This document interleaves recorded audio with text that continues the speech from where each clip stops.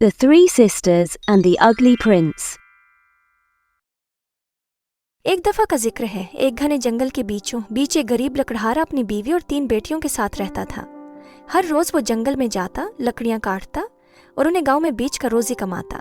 एक शाम जब आसमान सुनहरी, नारंगी और गुलाबी रंगों से जगमगा रहा था, उसने अपनी बीवी से कहा, कल हमारी सबसे बड़ी बेटी को मेरा खाना जंगल में लाने को कहना, क्योंकि काम लंबा है और घर लौटने में देर हो जाएगी।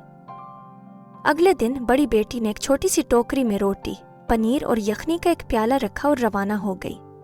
लेकिन जंगल घना था, दरख्तों की सरसराहट हुआ के साथ मिलकर सरगोशियों जैसी लग रही थी। जैसे जैसे सूरज ढलने लगा वो रास्ता भूल गई। अंधेरा एक भारी चादर की मानंद फैलने लगा और खौफ ने उसके दिल को जकड़ लिया। जैसे ही खौफ इस पर हावी होने लगा, उसे दरख्तों के दरमियान एक मध्यम रोशनी झलमिलाती नजर आई।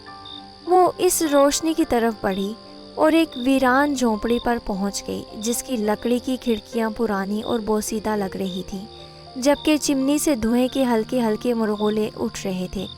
उसने हिचकिचाते हुए दरवाज़ा खटखटाया।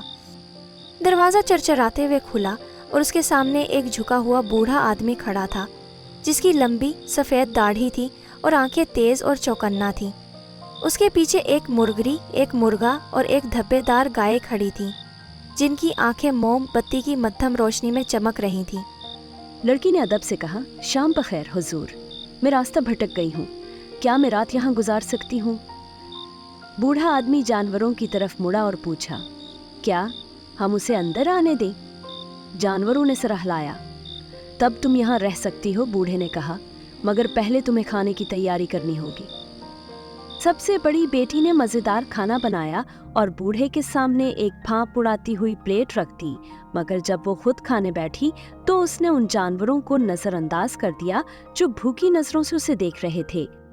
रात को जब उसने सोने के लिए बिस्तर मांगा तो बूढ़े आदमी ने सीढ़ियों की तरफ इशारा करते हुए कहा, तुम ऊपर जाकर सो सकती हो। लड़की शुक्रगुजार दिल के साथ सीढ़ियाँ चढ़ने लगी। जैसे ही वो बिस्तर में घुसी, एक तेज चरचराहट सुनाई दी। अचानक फर्श के नीचे एक दरवाज़ा खुला और एक चीख के साथ वो अंधेरे में जा गिरी। अगली सुबह जब माँ हैरान हुई कि उसकी बेटी वापस क्यों नहीं आई, तो उसने अपनी दूसरी बेटी को खाना देने के लिए भेजा। वो भी रास्ता भटक गई, उसी प्रासरार झोंपड़ी तक पहुंची और वहां पनाह मांगी। अपनी बहन की तरह उसने भी खाने की तैयारी की, मगर भूखे जानवरों को नज़रअंदाज कर दिया। और उसी तरह जब वो रात को बिस्तर में गई तो फर्श नीचे खिसक गया और वो भी अंधेरे में गिर गई। तीसरे दिन लकड़हारे की सबसे छोटी बेटी, जो निहायत नेक दिल और मेहरबान थी, अपने वालिद का खाना लेकर रवाना हुई।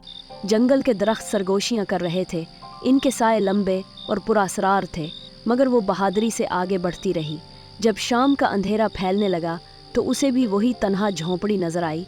बूढ़े आदमी ने दरवाज़ा खोला तो सबसे छोटी बेटी ने उसे एक गर्मजोशी भरी मुस्कुराहट के साथ सलाम किया। मोहतरम बुजुर्ग, मैं रास्ता भटक गई हूँ, क्या मैं रात यहाँ गुजार सकती हूँ? बूढ़े आदमी ने एक बार फिर अपने जानवरों की तरफ देखा। क्या हम उसे अंदर आने दें? उसने पूछा। जानवरों ने हाँ में जवाब दिया। तुम ठहर सकती हो, बूढ़े आदमी ने रजामंदी जाहिर की, लेकिन पहले तुम्हें रात का खाना तैयार करना होगा। छोटी बेटी फौरन काम में लग गई।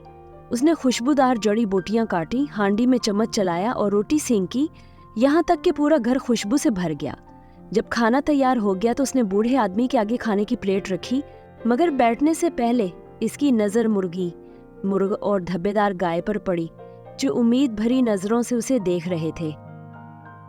तुम लोग भी भूखे हो, वो खुशदिली से बोली। इसने परिंदों के लिए जौ का दाना बिखेर दिया और गाय के सामने ताज़ा घास रख दी। गाय ने प्यार से अपना सर उसके बाजू से रगड़ दिया, जैसे शुक्रिया अदा कर रही हो। जब उसने बिस्तर के लिए कहा तो बूढ़े आदमी ने मुस्कुराकर सीढ़ियों की तरफ इशारा किया। वो ऊपर गई और नरम बिस्तर पर लेट गई। उसका दिल सुकून और मोहब्बत से भरा हुआ था, मगर आधी रात को अचानक पूरा घर लर्जने लगा। ऐसा महसूस हुआ जैसे दीवारें टूट रही हों, ज़मीन हिल रही हो और कोई पुरअसरार कुव्वत घर को अपनी गिरफ्त में ले रही हो।